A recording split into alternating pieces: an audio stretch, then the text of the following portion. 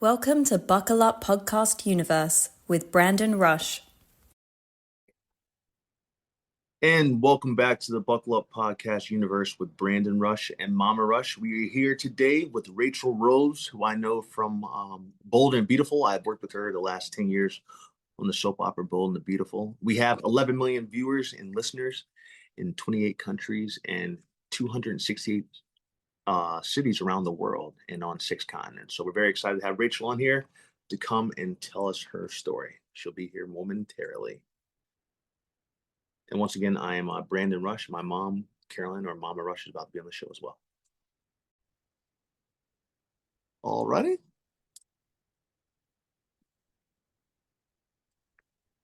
Let's see here.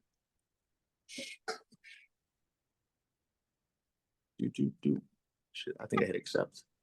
Sorry about that. There we go. Hey, Rachel, how are you doing? Good. How are you doing, Brandon? I'm doing well. Rachel, my mom is on the line here too. Her name's Carolyn, but we call her Mama Rush, so either or works.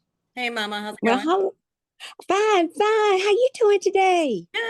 Good to meet you. That is great. I didn't feel like putting on any makeup, so I said, Brandon, just throw my picture up there today. It's all good. Absolutely. Great. Well, Rachel, welcome so much to the Buckle Up Podcast Universe with Brandon Rush and Mama Rush. We are excited to have you here today, and it's all about you, Rachel. I had the pleasure of working with you all now for 10 years, so I wanted you to come on here and tell us your story. Where you're from, how you got into the business, the industry that you're in now, and your love for it and passion. And it's your story. Well, so what ended up getting you into the business, I guess? Well, yeah, I'll give you a little bit of background and then we can kind of go from there.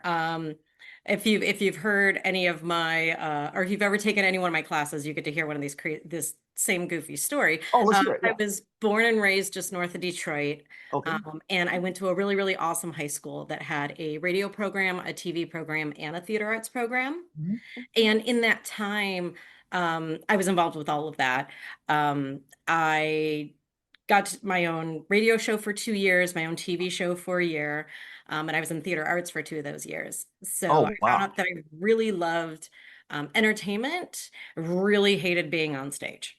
Okay. That was just not my thing. Yeah. And at first, I really wanted to go to Winston-Salem, North Carolina Okay. to be a stage manager for Broadway. And at that time, it was like it was just before the early 2000s. Okay. Not telling you how old I am. Oh, no, you look great. And I applied to a bunch of different schools, mostly for their film department. Okay. And I didn't get into I got into USC, but not in the video and film department. Okay.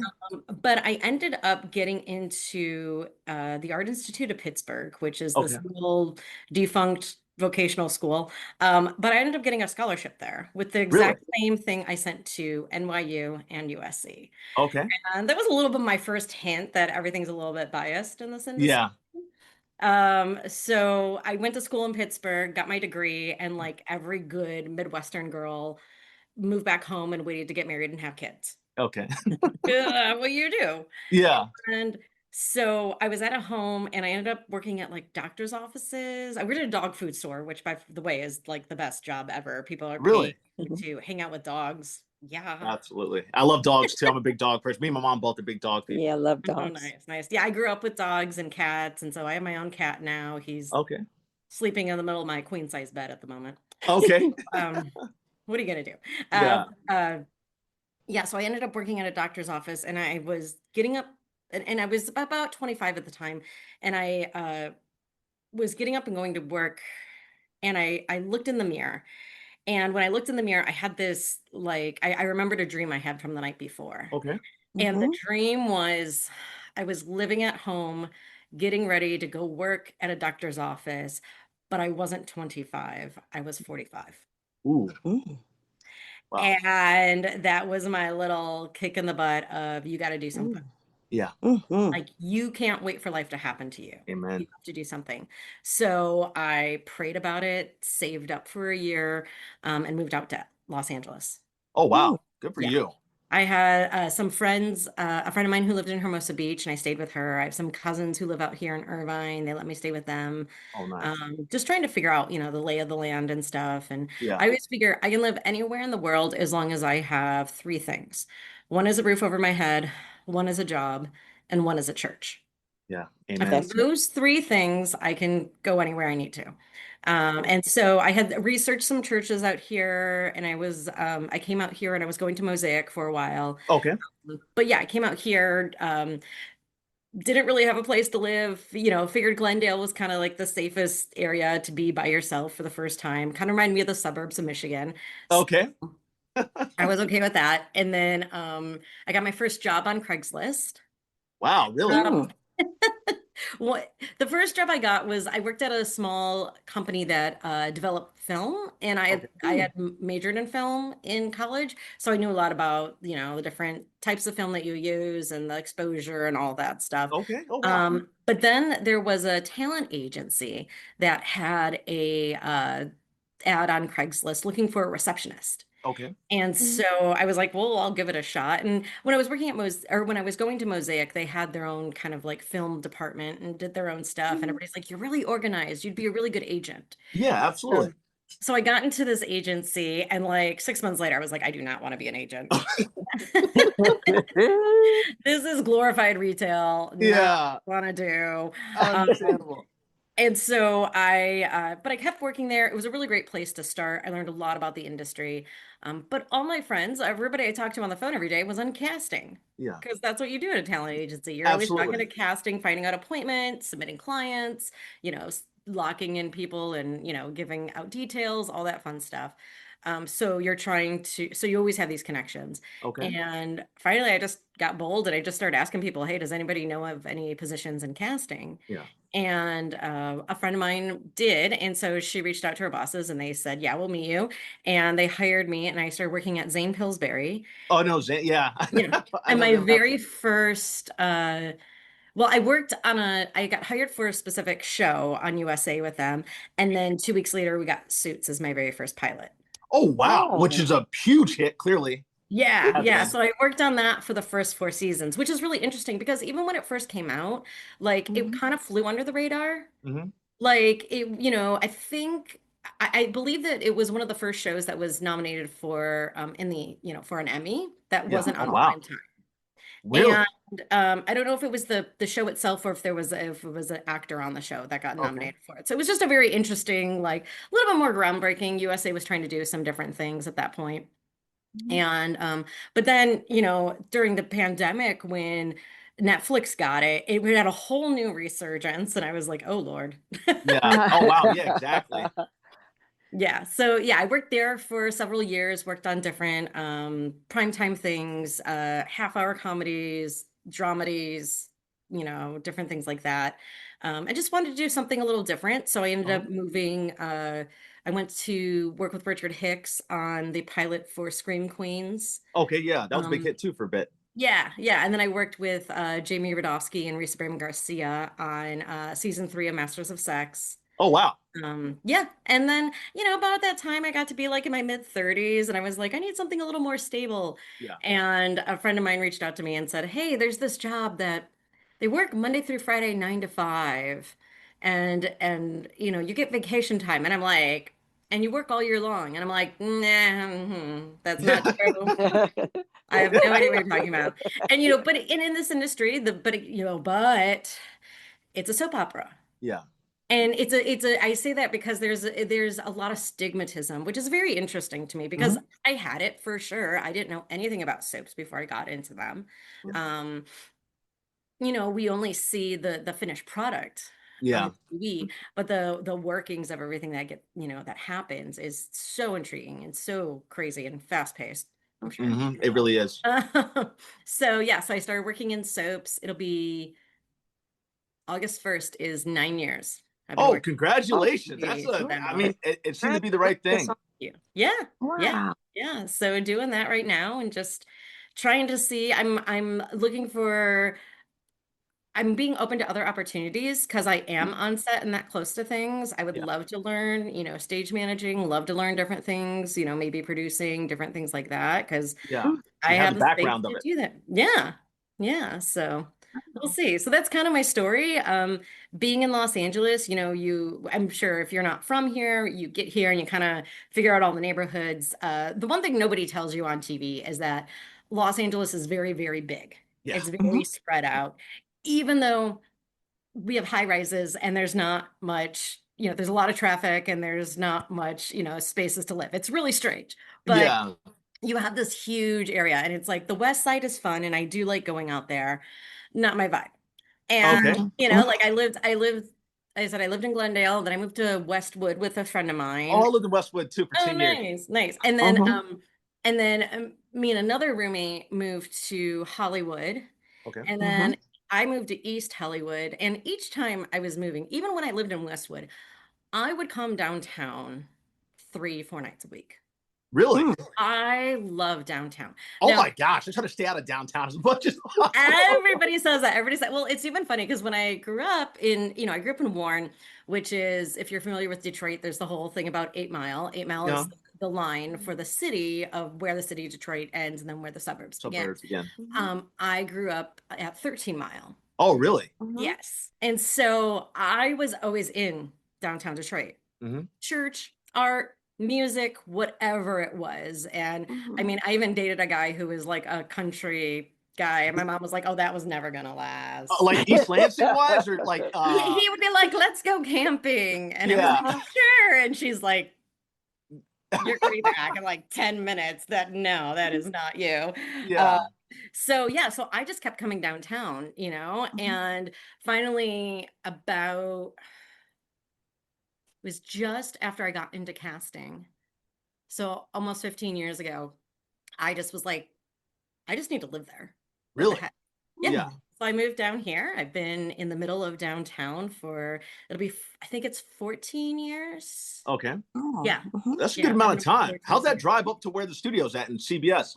Well, here's the thing. Yeah. Because my commute is so regular and my building itself doesn't have parking, I got rid of my car. So you just Uber or something, I would assume. I take the bus. Okay. Wow. I take the train.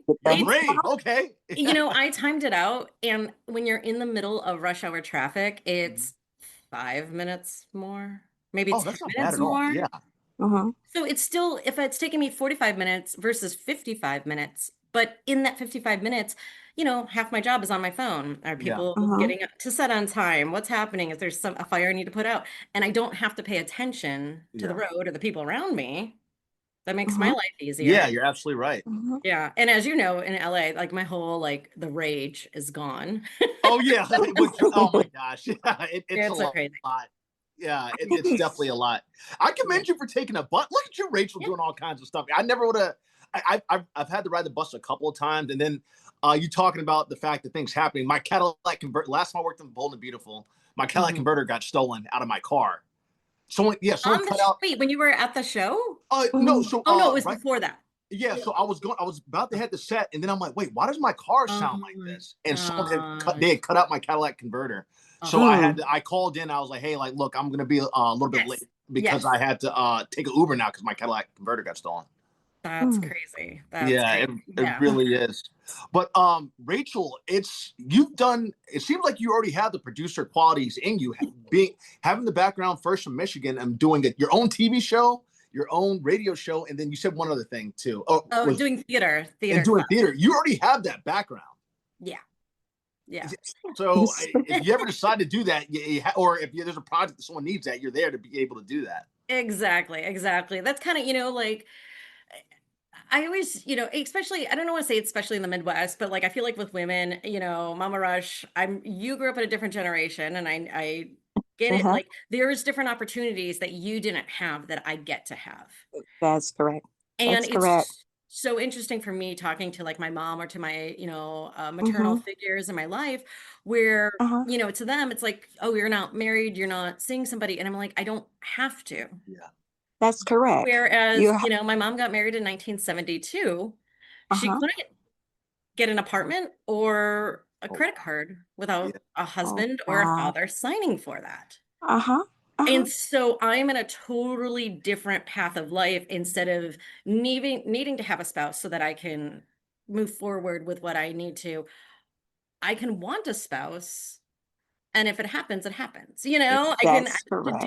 I get to step forward, and yeah, I can be at B&B as long as I want to. I could step into a different project if I want to. I Yeah. can do different things on the side. I can, Mm-hmm. if I want to change it up and move to Atlanta, I could do that. Yeah. The Yeah, only person I have to consult is myself.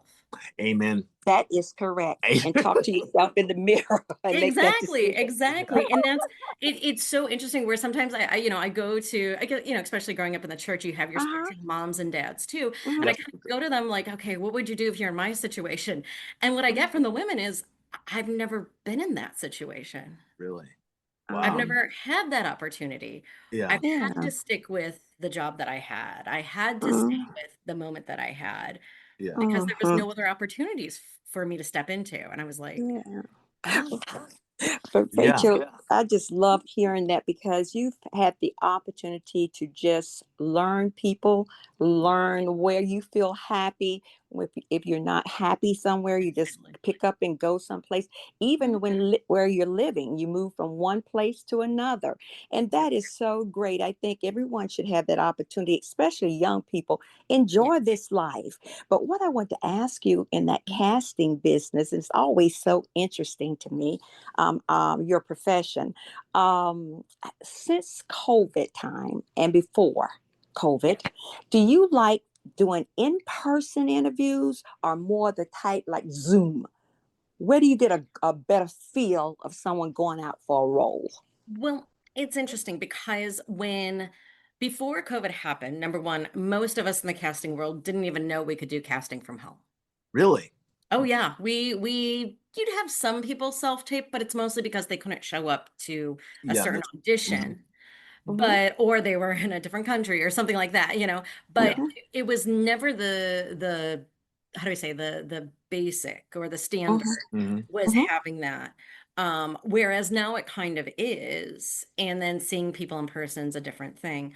I think with different shows, it matters greatly. Mm-hmm.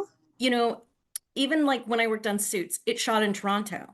Okay. So not everybody was here in Los Angeles, A lot of Canadian. Mm-hmm. so we did have some people self-tape, and if their self-tape was good, we would send that forward. But we always like to have people come in the room so we could read with them Mm-hmm. as well. Mm-hmm. And we put everybody on tape because our producers were constantly going back and forth. Our producers and directors were after the pilot was done, very rarely did we have them in the room for our Mm-hmm. casting sessions. Okay. Mm-hmm. It just depends on the type that you're doing. What's interesting about daytime, and it's kind of a quote I came up with, and I think that daytime is live theater on steroids. Yeah. It is, you have a three-quarter stage setup. Uh-huh. You have a choreography of where you need to be, where you need to go, what the director's looking for, who's going to be focusing on what. Uh-huh. And you get one or two takes and you move on. There's no in between. There's no, well, maybe, or I almost, no, we got to keep going. We have 40 more Oh. pages to do today. Mm. So there's a lot of things that are happening at the same time. So what's great is seeing people in person, especially for us. We Mm-hmm. may do something preliminary to have people read on tape. Mm-hmm. We have people from number one, not even all over the US, but like all over the world Oh, that that's watch our great. show. So a lot of people Mm-hmm. like to do it, but having people in the room. So we want to see people where they're at and that they can have a scene. If anybody's out there, if you get a scene for a soap opera, I'm going to guarantee you right now, 98% of it is fake. Oh wow. There is I didn't no know Oh. character with that name. If there is a character with that name, that scene's already been done a few years back. Uh-huh. Uh-huh. It's because the storyline, everybody wants to know, everybody wants to, Mm-hmm. hear what's next on the show. But what Mm-hmm. also happens is we want to see what you create with that scene.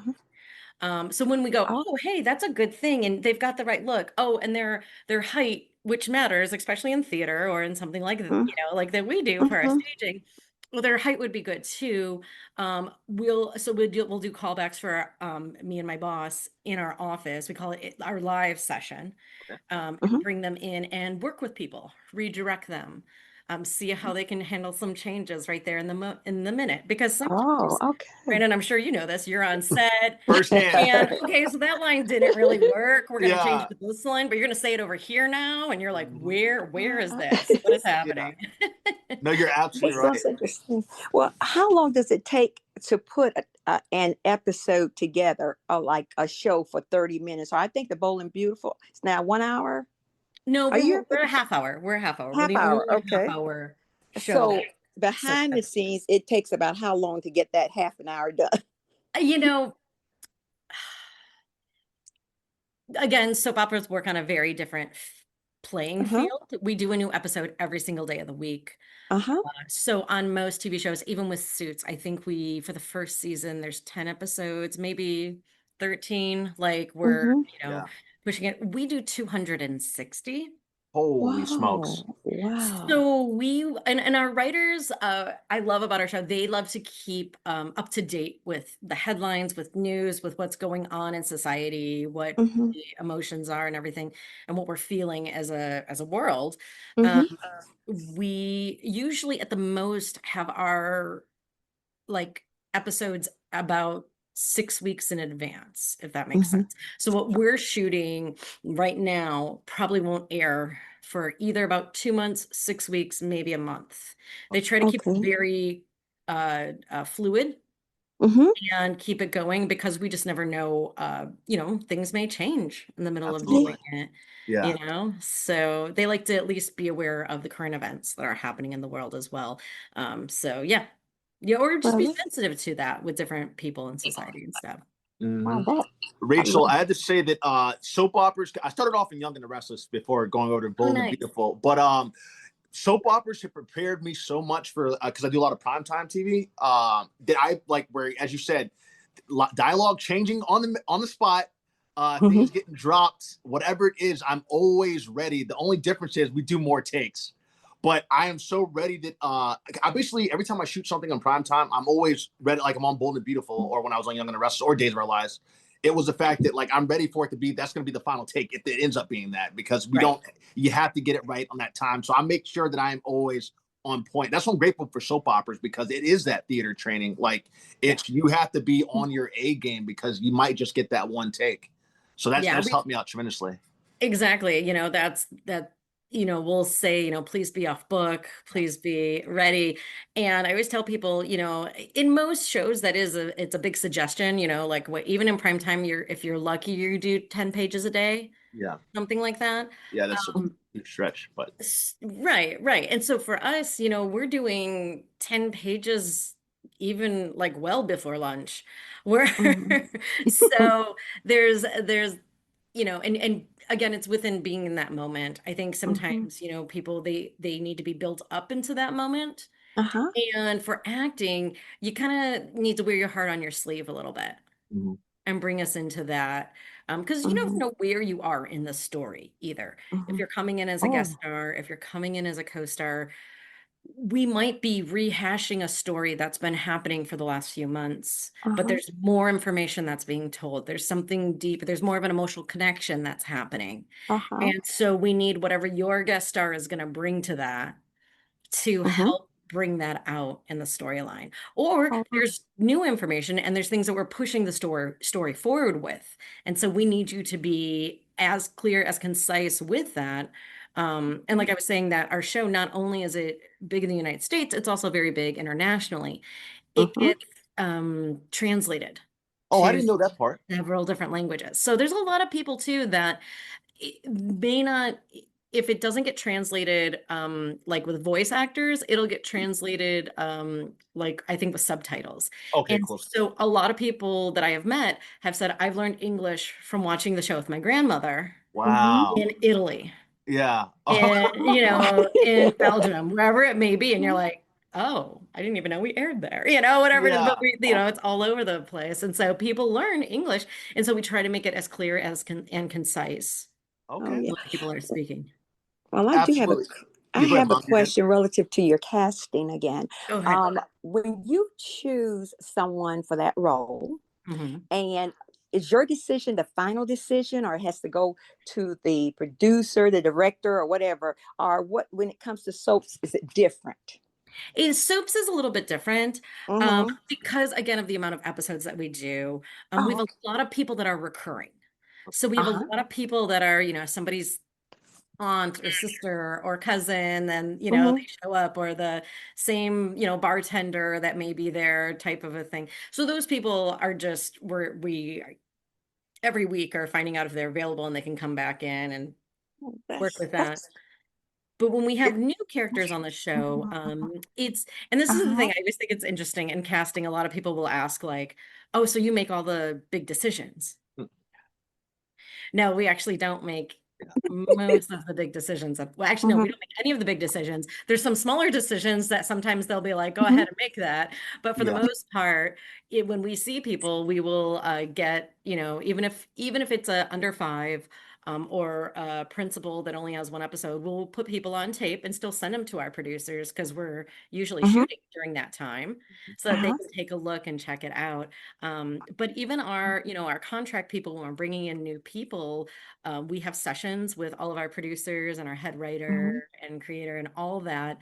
And all we do is we bring the best choices. Like, that's the one. I learned that early on in casting. All you can do is bring the best choices, and you would be happy with any of them that they pick. Oh, okay. What's interesting is then the producers and the writers and the directors have to determine, which way do I want the story to go? Hmm. Because each person brings their own personality, their own style to that character.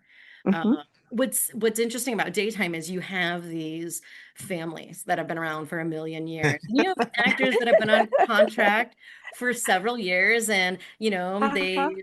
the contract ends, the story ends, whatever it may be, they're Mm-hmm. off. Mm-hmm. And then a year or two later, the writer goes, "Oh, we should bring him back." And Mm-hmm. sometimes they do bring the previous actor back for that. Mm-hmm. Sometimes Mm-hmm. they're like, we want to go in a little bit of a different direction. And it's just in the style of where they're wanting to show what's happening on Mm-hmm. the show. So you just never Hmm. know Yeah. sometimes. Yeah. The- It's also very different too, because most primetime shows, when they sit down at the beginning of their season, they have uh-huh. a map for the entire year. They Okay. know where, how the rookie's going to end this season. They know Yeah. who's going to die and who's not, or what new characters are coming on. For the most part, they have that all planned out. Yeah. Mm-hmm. With soaps, I'm trying to think. I have outlines about I think just a week, maybe a week and a half, Mm-hmm. Okay. for because I'm on break right now, but for when we get back. That's Okay. That's all we have in advance. Oh wow. That's okay. kind of, yeah, that's fast moving almost, I would So say. that's why Brandon, Mhm. sometimes I know I'll reach out to your people and be like, "Hey, is he available?" Yeah. So, I appreciate the call. No, and it's like Tuesday. I'm like, yeah, like not tomorrow Tuesday, but like next week Tuesday. We're gonna need him Yeah. all day. It might be a few episodes, and they're like, what? And it's like, we just found out that there's a whole thing that's gonna be happening, and we were wondering if he's available. Yeah. So, It's yeah. all So good. That's yeah. interesting. I Rachel, oh want. sorry, Mom. Oh, go I ahead, just had to say Brandon. one thing. You ask your question, and then I'm Rachel, I had gonna to ask. make you laugh. To be honest, I can't tell you how much that's happened to me in prime time, where I've Oh, literally got the call. I had to turn down Mhm. one show that I really wanted to do for Netflix. It would have been a bunch of episodes, but I couldn't do it because they literally called the day before.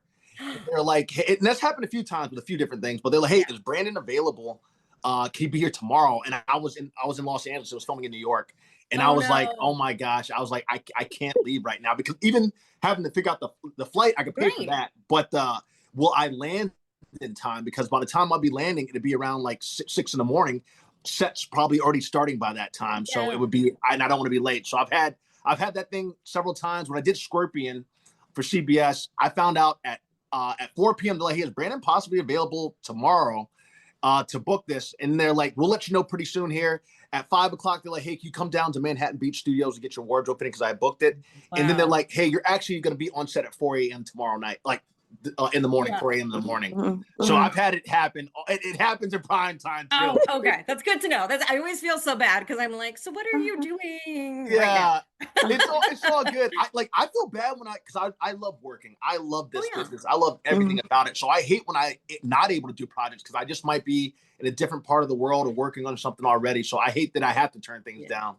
Well, But that's TV. I call if you want to go back to the Sex and the City adage, TV is the land of Mr. Right Now.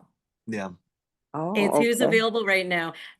Features are more of the land of Mr. Right. hmm They can wait, they can move things around, they can do what they need to. So absolutely.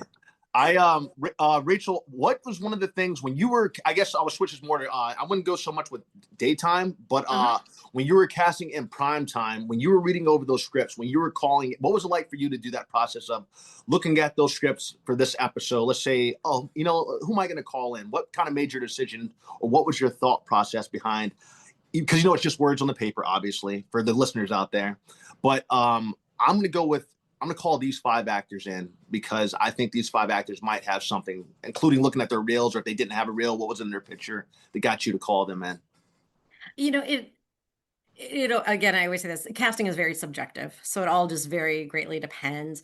One of the biggest things that, I think that people miss in casting is that we have to pay attention to not only where our writers and producers and directors are going, but where our studio and network are.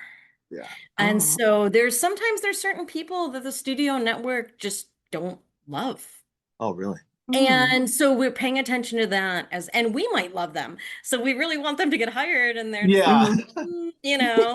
and it's personal preference. So it's Mhm. not like, oh, this person's a terrible person. Well, believe me, there are some terrible people, but, Yeah.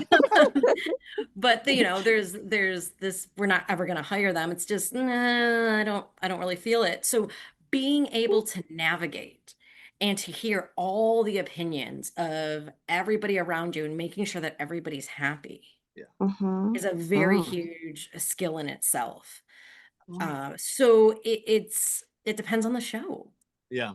It Okay. very much depends on the show. There's and it's what you find is like certain writers and producers love certain TV shows themselves. So you kind of look at those shows that they liked and who else could we, Oh, use from Call this them. and play around with some different ideas. And it's I call oh. it appeasing the casting gods. When Understand. Mm. you find somebody that they may find more favorable because Okay. the thing in casting, and I'm sure you'll get this, Brandon, with everything going on. We want you to get the job because it makes Yeah. our life so much easier. Yeah. I. We want to bring in a few people that we know are right, Mhm. get it done. We're great. We're in a good space. Let's move on to the next role. We've got Yeah. so many more roles we have to do. Rachel, I try to tell. Oh, sorry, Mom. No, you go ahead. Rachel, I try to tell my actor. I've been very blessed. I love the casting community. I love you. I love the whole entire the casting community. I would not be where I am today had I not. I went directly because I didn't have an agent at first, so I Oh, went wow. directly with casting classes, and I did casting classes, performances in Los Angeles and New York. That's really where I got my start because I was be able to learn and be seen from there. In those classes, I've learned from so many because you guys are each actually. I tell everybody it's not audition. You are actually learning from these sessions. And about what I love about that was I learned from an early start back in 20. I started doing them seriously in 2012. Was the fact that you guys want us to win. I try to tell actors they're like, don't realize that you guys. There's a lot of that you guys don't have control over. Meaning the fact that yes, you do want the actors that you call in to be successful. You guys aren't the enemy. Furthermore, you aren't making the final decisions. You have the, at least in prime time, since I do a lot of prime time, you have as you said, the writers, the directors, the producers. Then you have the studio. Then you have the network. The casting is literally they're trying their best they can for you, but your hands are tied to a certain extent as well with Exactly. because these other people are going to make their decisions on who they're going to cast. And when I knew that from the beginning, from doing those classes, that made everything easy for me. It was just about trying to explain to other actor friends, like, hey, like, don't get on the casting director. It's not, or casting associate or assistant. It's not their fault. It's they're trying their best. They called you in. Be thankful for that. I know I've had that question before in class where people are like, well, a casting office keeps bringing me in, but I'm not getting hired. And I'm That's a like, good thing. and my response was shut up and keep going. Yeah. Just keep showing up. That means they like you. Yeah. That means they're fighting for Uh-huh. you. That means they want you in that Mhm. moment. So shut up. Oh. Yeah. People need to No, be given the right arm to show up in that world. So come on. Yeah. absolutely. Sorry, Rachel. One last thing, then I'll No, let you go, don't not Mom. last thing. Keep on, Brandon, because Rachel. I can So I, talk to her. I I was blessed to play Officer Danoon on Blue Bloods in New York City for 5 years. I went. Wow. I was flying to every audition. So I was flying from LA to every audition. Or my mom, and when my dad was alive too, they would take me sometimes 2, 3, 4 o'clock in the morning to the airport to go fly out for that Wow. audition. I flew to Los Angeles. I'm excuse me, New York a total of like 100 times for auditions. But Wow. hey, I believed in Mm. myself. But on my final time, I had 9 callbacks for Blue Bloods, and I had the Siobhan O'Connor is one of the executive producers and writers on that show. On my Mhm. 9th time, I decided I wasn't going back anymore. I'm like, look, because I was thinking flying from Los Angeles to New York's a lot. So I Yeah. went in there and I did the part, but I was just frustrated. I was like, I'm never come back in. And I ended up booking it. They're like, wow, if you aren't a New York cop.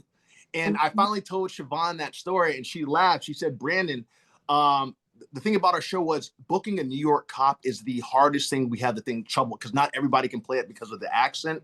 Not everyone can have the demeanor and mannerisms of a New York cop. And you had it, like you were doing it. We were trying to find the right thing for you. So that's why it took a little bit longer to get you cast on, finally get cast on it. I ended up being on for 5 years. So it worked out, but that was one of those things. And I'll tell you why you booked it. You stopped giving yourself the pressure. Oh, yeah. Yeah. It's one of those things where the best way I can describe it, Mama, Mhm. is when you are out and you go to a bar and a gentleman starts hitting on you and you're like, oh, this man is desperate. Yeah. You can just tell. And it's the Mhm. same thing in everyday life. It's the same thing in casting. People are so they want it so bad that they're Mhm. letting that want and that desire get in front of the character and who they are. And Oh. Mhm. sometimes you just need to let it go. That when I worked at the talent agency, we would always say, book a vacation you cannot get refunded, and you will get a role. It's Because always, Oh, you go in and you're like, oh, I can't work those days anyways. I'm just gonna whatever. And you do yeah. the best because all the pressure that you've been giving yourself is gone. isn't it? Yeah. Mm. It's so true. Mm. I always book when I'm on vacation, always. Yep, yep. Always, always. You gotta change your dates a little bit. That's no, Yeah. it's yeah, yeah. Absolutely, Rachel. Go ahead, Mom. It's all you. Rachel, I want to ask in that casting bit again, if have you ever had a character that, well, it was written that that character would die out on this particular show at this particular time. So that happens. And then all of a sudden, um, I guess people start writing in, talking. What happened? Why did you kill her? Have you ever brought someone back from the dead? You know, I Oh, I don't know that I have brought anybody back from the dead. yeah, That's a whole thing. personally, no But show. but Please. I know that there's been different people that have been either the role is done, they didn't see it going Uh-huh. anywhere, it kind of disappeared. And when they finally got the feedback from network and studio, they were like, oh wow, we really have to figure out something to bring this person Mm-hmm. in. So yeah, it does happen. I mean, and there's a great TED talk about soaps, and Really? in that Mm. the girl, she does this great talk about how like there's 3 life lessons you can get from soaps, and one of them is that you can always come back from the dead. And and it's such a great metaphor because you're for sure, and that's the one thing that they'll do a lot in soaps and even a lot in TV. Mhm, Somebody might disappear, or they might get shot, or they might, mhm, go over that cliff, but we don't see mhm. the end. We don't see the final. We Yeah. don't see that they're Oh. actually dead Mhm, mhm, or in the, mortuary. Yeah. Um, mhm. I mean, they could also have a crazy cousin or a twin somewhere that they don't know about. Don't get me wrong. Don't get me wrong. Yeah. Um, but but having that, they always leave this option of maybe. Yeah. That's that's what What? I was telling Brandon about that because he was on a show where they shot him, but he was FBI. I Yeah. the the episode FBI. ended up doing really well. That They never was showed him a completely dead. Yeah, But he that that's was what a you FBI. great called him, episode. Rachel. Yeah, I did see that. I did see that. That was such a crazy episode. I was like, what? Yeah. They never said I was fully And dead so, though. So That's there's true. yeah, yeah. there's That's a true. chance. You could be, I mean, there's But always that. You could be the they, mastermind behind something else that's going on that, Absolutely. yeah. Mom, I forgot to tell I you, said, well, Rachel saw Brandon, that I episode said, and Brand, wrote me on it. say what, Rachel saw that Brandon? Mom, my mom's in another room. That's why I keep talking Oh, this yeah, way. okay. Yeah. Mom, Rachel saw that episode of FBI. Yeah. Oh, she Yeah. Yeah. He did. told me Oh, it was on, so great. I watched it and I like Yeah. yelled at the TV. It was like, Brandon. It was- That's what I always say when I see him. I appreciate so much you've done for Brandon Yeah. in helping Thank you so him much, Rachel. and casting him. He Yes. loves his role on that Bowling Beautiful, and Yeah. you have made sure that he comes back every time, Appreciate and I that. appreciate that so much Well, I for him. always And tell it us, makes, go ahead, huh? go ahead. No, you can go ahead. Yeah, I was just gonna say, Well, I always say this. Okay, we're gonna do that.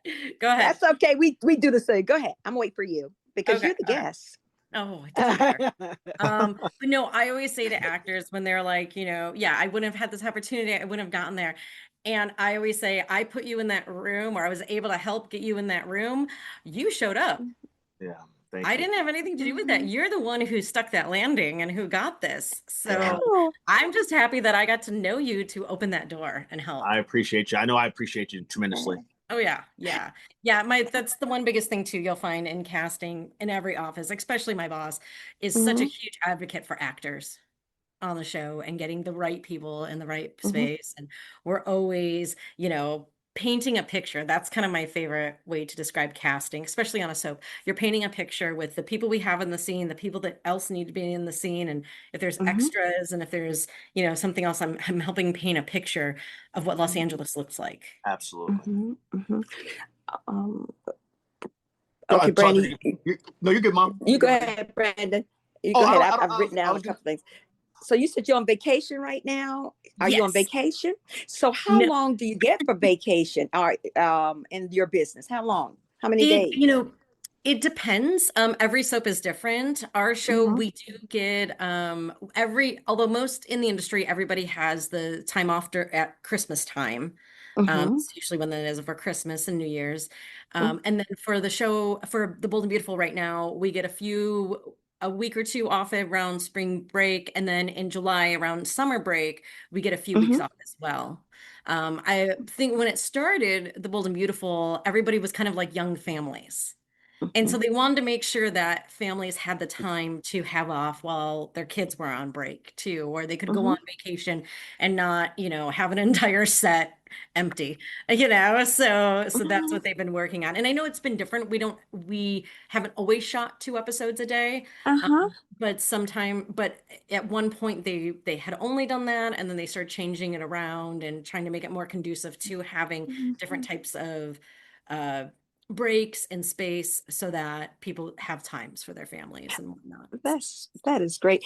Well, I wanted to know, has there ever been someone that you can remember, not in the acting world right now, I'm talking about a mentor that really shaped your life and made you that complete person that you continue to carry that mentor in your mind and think about what he or she said or did?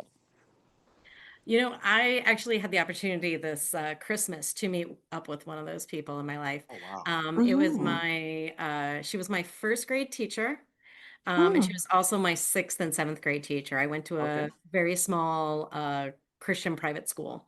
mhm, And her name was Carol Veal. And when she was my first grade teacher, when you're a kid, you kind of have your idea of like what your parents do. Like they never existed until you existed. You have no idea really. And I remember one time, like everybody was supposed to be taking a nap. I did not like naps. So I was walking around and she was drawing. And I was like, oh, is this something for class? Not thinking that a teacher had a life outside of anything. And she goes, no, Yeah. I just like to draw.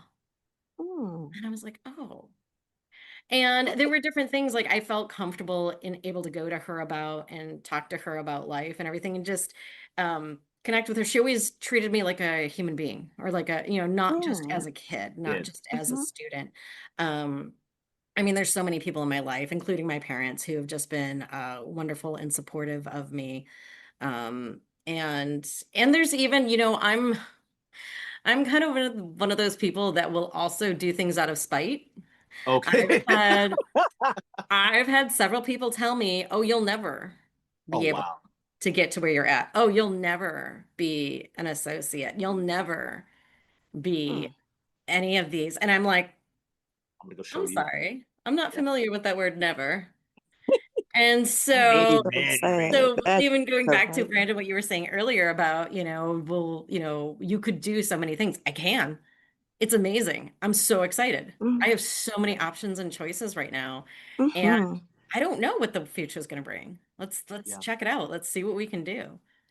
Oh my gosh, Rachel, I love that, and I love that you said that. People tell I Thank have you. had that too, especially in our business, or just not even in our business. People that might be friends or people that know us that have said, "Hey, you can't do this." That's I love my grandma to death. God bless her soul. I grew up in a Christian family too. I went to Catholic school. I had my Catholic Oh, school nice. teacher on here actually, from Ah, 8th grade. Yeah, she was great. But my grandmother had told me like that. I said, Grandma, I used to when I was in college at University of South Carolina, I used to eat dinner with my grandparents every Wednesday. My grandfather would be at the church because he was Bishop Smith, and then I'd go pick up my grandma, Edna Smith, and wait for them. I'd wait for my grandpa to get home from church, or I'd take her to where we were going. And she right. told me one time, she's like, I said, Grandma, I want to be that thing on TV in South Carolina. She's like, what's that? I said, I want to be an actor. And she said, you can't be no actor. And I got so upset. And like, I went outside, I called my mom, and I said, Mom, Grandma said I can't be an actor. And my mom said, baby, you can be anything you want to be in this lifetime. And That's so right. at that point, I stopped studying for the GMAT and I started looking for acting schools. One was in New York, the other one was in Los Angeles. I ended up getting into that acting school and went out to Los Angeles to pursue that, my dream of being an Yes. actor. But I've had so many people just like you over a lifetime. And I try to encourage people this way too, that you will have people that tell you that you can't do something. And that's because they are insecure with either themselves or or they have their own fears that they're putting upon you. Sometimes it could be that way too when it Mm-hmm. comes to family. So I appreciate you so much for even for the naysayers, Mm-hmm. the haters, you Yeah. going out and being excellent. That's why I was so glad and thankful you said you wanted to come that you came on the show today. But for you to Absolutely. go and to actually say those terms, any person that hears this, even actors, you've been told that you can't do something, but yet you're still doing it every day. You're still showing up. You're living by faith that you have, and Mhm. you're blessed to have the support of a family like I have with my dad and my mom. My mom's still alive, thank God. But my dad was Mm-hmm. like, they showed me that support the whole time. Hey, baby, you can go do this. You can do it. You got us. At least talk to her, shoulder to cry on. And many nights I was calling, crying. Mhm. But that you could do that. So I'm so glad that you said that because that's a testament to Yeah. you and everything that you are doing to push your own families forward. No, Mm-hmm. definitely. And I know that a lot of people don't have families close like we do. Yeah. Mm-hmm. And even for me, like my parents still live in the Detroit area, so I don't get to see them all the Yeah. time. And Mm-hmm. my biggest thing is find your family. And, some of my family is with church. Some of my family, this is funny, and go with me. There's a bar across the street from me. Okay. Awesome. And it is usually at any given time of the day, 50% of the people there are all my neighbors. Okay. Oh. We know all the bartenders, we know Yeah. Mm-hmm. everybody who works there. And some days I'm just like, I just need a friend. Yeah. And Mm-hmm. it's so great. And I have this wonderful Christian therapist. I was like, why do I like going to a bar? Like I sometimes drink, sometimes I don't. It doesn't really matter. And he goes, Mm-hmm. nobody judges you. Yeah. Nobody, True. they Right. just accept you. And Mm-hmm. I can reach out to a friend. Hey guys, I'm sitting down at, Beelman's. You want to come over? And some people do, some people don't. If they don't, I meet people there all the time. Yeah. So it's a Um, find your place, your safe place, mm-hmm. place that you can be you, and connect there. Absolutely. Rachel, I That had a question for you is. because you've done so. I'm an East Coast kid. You're a Midwest Midwest woman. Yeah. What would you tell your 18-year-old self now? I would tell my 18-year-old self, none of it's going to work out the way you planned. None of it's Mm, going to be the way you thought. Um, and you're going to think you've made all the wrong choices. mm, But you're going to wake up one day and go, I chose everything in this moment, and I'm mm. here and I'm living it, and no one else can do that for me. Wow. Absolutely love that. That's That's that's lo- powerful too. And that's I, I had a friend remind me of that one time. They're like, even if you are in a space where you think that you're not doing your biggest potential, your biggest moment, you're living your life the way that you choose, Mm-hmm. and no one else can do that. Absolutely. So Man. if things need to be done, people will be found. If God has a plan and you decide to say no and not do that plan, God will figure out that plan. Mm-hmm. But what if in that moment Mm-hmm. it's you that makes the story move forward? It's you that steps into that space and Wow. helps move God's plan. Absolutely. That's amazing. I'm so glad. Brand, how many viewers we have now in cities? We have 11 million viewers Oh in my 28 gosh. countries, around 6 continents, and 268 states. So the 268 cities cities in around the the Wow. world. world. Well, the Oh my reason I gosh. said that because I'm so glad, Rachel, that you're speaking your information. I call it your truth. You are speaking everything that we want our listeners to hear because of the age range that Mm, we are actually impacting. And what you're saying is going to make a difference in a lot of young people, old people too, oldest exactly. older people. But I'm so glad you're saying that, and they're understanding that they can do something, they can figure it out too. And you're Exactly. always figuring it out. I'm figuring it out Absolutely. every day. But I love that um, I've been blessed to be able to change careers as often as I have Yeah. with children. With That's children amazing. and a No. husband. And Yeah. but my parents supported me, as I can see your parents supported you. And I often make Yes. people laugh. I said, if I wanted to be an astronaut, I'm a scientist though. I said, if I Oh, wanted to be wow. an astronaut, my mother would say, okay, Carolyn, when is the spaceship taking off? And she would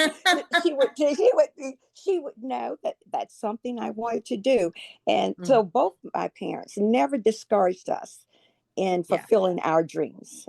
And I Exactly. appreciate that about them. And I guess I'm so outgoing, as that's why I love your personality. I can kind of see it, Yes. feel it through the screen. Look at it. Oh, yes, that's right. Um, I can feel that personality type similar to mine, but I love that you are telling this audience we have everything that I think, Brandon, that we want this show to hear. And Yes, Mm. ma'am. so casting, Brandon has fallen in love with all Love the the cat. casting people They- in California. Yeah. I can And New tell York. you, he And New really York and is. Atlanta. I He have to said say that too. they have been, Yeah. he said, you all have really been the glue for him. Yes. You Mm. have held him there. And every day he thinks about, he said, Mama, the best people I've ever met in my career. And so that really says a lot for you That's awesome. and the profession you are in. Yeah. Yeah. Absolutely. No, thank you. I think it's, um, in casting, again, like I said, we're not the people that want to be on stage, Mhm. but I discovered this earlier in life. I love helping people get to their full potential. Not saying that I don't have my own Mhm. potential to get to, but if I can be a part of that somehow, I don't Mhm. need the statues. I don't need the awards. I don't need any of that. I Mhm. need to turn on FBI and see you on there. I need to have TV on and there's a commercial and go, oh my gosh, I remember that person. They took a class of mine or they auditioned for us or oh my gosh, and now they're doing this big, huge thing that's so amazing to me. That's more reaffirming than any type of award I could ever get. So Man. you're a Well, teacher as well. You teach classes. I do. I do. Yeah, especially because Wow. just the idea of prime time into daytime and how different that is and what it looks like, Uh-huh. for an actor. So, Oh, yeah. okay. Okay, that's great. Do well, you how long do the classes last? And how E- often do you give classes? I just want to get some feedback from you for the audience. There's a few, if you go online, I'm sure there's a few different places that will let you know when I appear. Every few months I get a few places that reach out and say, "Hey, we want you to do a guest spot here or there." Um, so Okay. I don't hold it myself. I don't do it myself. yeah, I appear as a special guest for absolutely. what's Oh, great. And do you do that type of training class through Zoom, or it's in a classroom? either which way. In the classroom is a little weird now because we haven't done it in a million years, but I Uh-huh. did do one of those. I did do one of those recently. Uh-huh. But yeah, a lot of times now it's just on Zoom. Oh, Okay. okay. Okay. Yeah. Well, Rachel, I want to say thank you so much for coming on. I thank you for all the opportunities you've given me. I said, like, one of the things I want to do with this show was, as I said, my whole entire career, my whole career is because casting directors, casting associates, and casting assistants gave me the opportunity, especially in Los Angeles and New York. Without you guys, I would be nowhere because, as I said, I didn't have an agent. Agents gave me every excuse under the sun why they wouldn't represent me. But it was casting associates, assistants, and directors like, you know what? We'll call you. You did a great job in this class. Like, it's weeks down the road, months down the road. Like, hey, this saw this part. Would you mind coming and reading for it? I get an email. And so it's because of you all. That's why you guys always have a platform on here. Every show that I go on, I always say that I'm a representative of every single person in the casting community that called me in. They didn't have to be hiring me, but called me in because I'm representing them. And as the Lord continues to bless my career, I hope to hire you guys in positions that I have. Amen. That's great. Well, So, I appreciate that. Well, I think I've said everything I you too, wanted to say. Mom. Oh, I didn't ask you. Um, Go for it. do you miss your parents a lot where you are, or do they come out to see you? And how does that go? Because I know you're. Tell me how that works out for you. If my parents, they usually come out every other year, and then on Oh, the opposite years, I go back to Michigan to visit. Oh, okay. I talk to my dad once a week. I talk to my mom almost every day. yeah. Mm-hmm. Just keeping in touch and just letting them know what's going on. I do have an older brother, Oh, and me that's and him try and okay. keep in touch too. And both of our lives are pretty busy, but we try our best. So, the biggest thing is just making it a point to have that connection and that Mm-hmm. communication constantly. And also too, as growing up, you sometimes need to set some boundaries and step back for a little bit and live your own life and do your thing. And none of that is bad and none of that is wrong. Uh-huh. But no, Uh-huh. but being able to still have that communication. Yeah, no, I still keep in touch with them. I still keep in touch with people back in Michigan. That's And great. I know where I came from. Oh, that's Absolutely. It great. shows. I've been to your hometown, Detroit. When I was a little girl, my daddy took us up because he finished Wayne State University, Nice. engineering, his master's there. And I'll never forget, we went into the automobile factory where they build Mhm. Ford. I think Ford has a big Yes. plant there. And I'm just a little girl walking around, and Daddy took us all over the place. And I just really enjoyed it. It was just so much fun to be in Detroit. I'm glad it wasn't cold. True, true. It gets And very that's one cold. thing I know you don't miss the snow and No. And Absolutely. cold weather. it's also But too anyway, because the Detroit is a beautiful place. it is. It's very, very Hmm. green. I Hmm. forget that being out here. But also there's so many lakes around that when the cold weather Hmm. hits, it's a lot of Ooh. snow, a lot of craziness, a lot of humidity. Yeah. Hmm. Yeah, I have to do my hair different being out here than being in Michigan. So it's nice. It's Well, nicer. But yeah, it's very different. Just even in the pace of things. uh-huh. I loved Michigan growing up there, getting my foundation as to who I was. Mhm. Uh-huh. But the best thing to me about being in Los Angeles is just the amount of opportunities that are here. There are a lot. Um, Oh, that's in great. That's Michigan, great. and most cities are very much geared towards an industry anyways. Hmm. Obviously Hmm. in Michigan, they have the car industry, Hmm. health is mostly in every city as well. Hmm. Those different things. But yeah, it's still That fun to go is. back and visit and everything and see what's going on there. Oh, Absolutely. well, Well, well, you Rachel, have been a delight, I yeah, absolute tell you. delight. We You. always give everybody a round of applause. And then Rachel, just send me what photo you want to use for your we have 20 podcast stations. So Oh, geez. if Yeah, you yeah, yeah. can send me that photo, I'll put that on there and I'll send that. I'll have all this done to you by tonight. Oh, And perfect. Yeah, yeah, Yep. yeah. I'll yeah, send you a picture. Best. thank Absolutely. you Well, so much for your yeah, thank you, time. Yes. It's Rachel. been a pleasure Yeah, talking it's with great Both. seeing you. you. And Thank you may so much. Yes. God You've been bless you wonderful. always and keep you out there making all of the difference that you can make in this world. Thank Okay. you. Absolutely. Thank Rachel, we you always both give so everyone a much. round of I applause at the appreciate end. it. Right. Appreciate you both. Thank And Excellent. you. Rachel, thank you so Excellent. much for coming on. Outstanding. Yes. All Thank you right, you guys. take care. Okay, you Okay. too. Take care now. Bye. Oh, she She was was just absolutely so wonderful. beautiful. Yes, ma'am. Oh, outstanding. Let's see here. I got to figure out how I to, I think if I hit this button, stop recording. Yes.